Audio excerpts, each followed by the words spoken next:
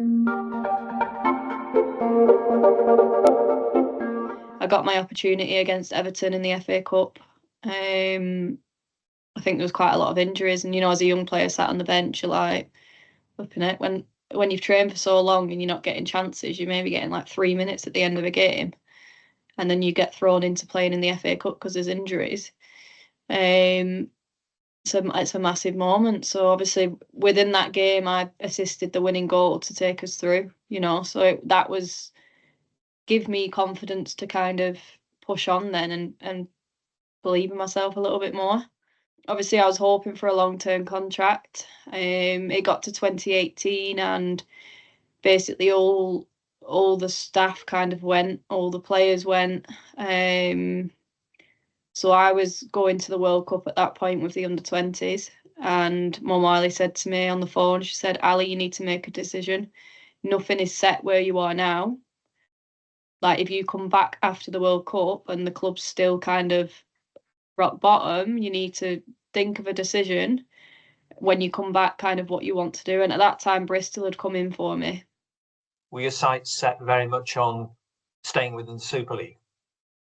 Yeah, I wanted to stay in the Super League, of course. Even now, I will have them regrets further down the line that I didn't feel like I reached what I could reach as a player.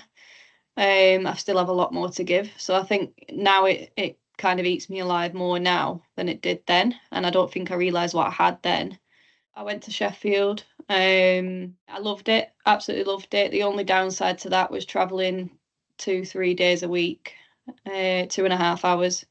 When you've got, at that time I was doing, I think I'd gone to uni, or starting uni, and I worked in a pub part-time.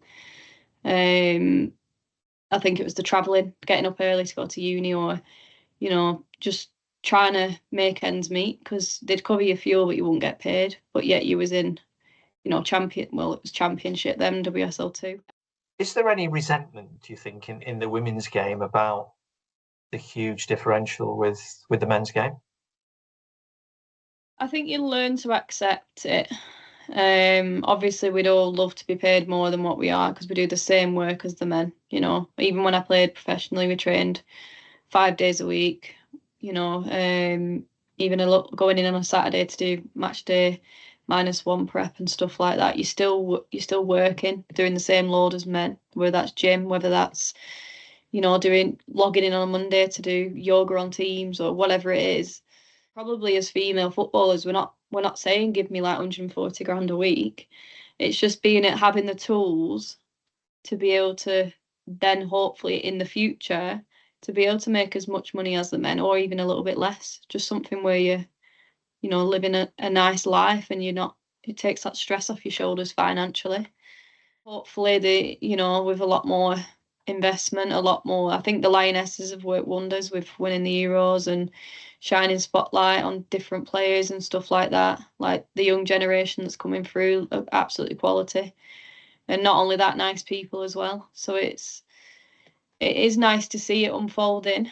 And hopefully, let's say 10 years realistically, that the gap will close further and further. When it comes to injuries, there's been a lot of discussion about particularly ACL injuries.